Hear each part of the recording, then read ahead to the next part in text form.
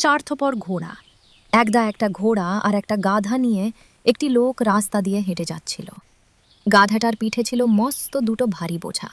সে আর বইতে পারছিল না। গাধা তখন ঘোড়াকে বলল, ভাই আমি যে আর ভাই, পারছি না, আমি যে আমি মারা যে যেতে আর বসেছি। পারছি না, এত হতাশ হয়ে না, আমরা একসাথে মারা আছি। যেতে বসেছি। আমাকে বাঁচাতে চাও তো এ বোঝার কিছুটা মাল তুমি তোমার পিঠে নাও। ঘোড়া এ প্রস্তাবে রাজি হলো না। একটু পরেই বোঝার ভার সইতে না পেরে গাধাটা পথের মাঝখানে মুখ থুবড়ে পড়ে গিয়ে মারা গেল।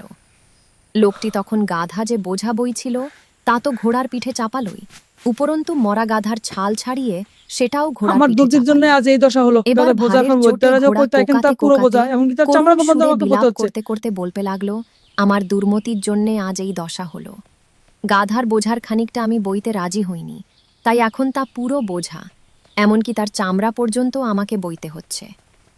উপদেশ: অল্প দায়িত্বের ভার এড়িয়ে গেলে, অনেক সময় বড় দায়িত্বের বোঝা ঘাড়ে এসে পড়ে।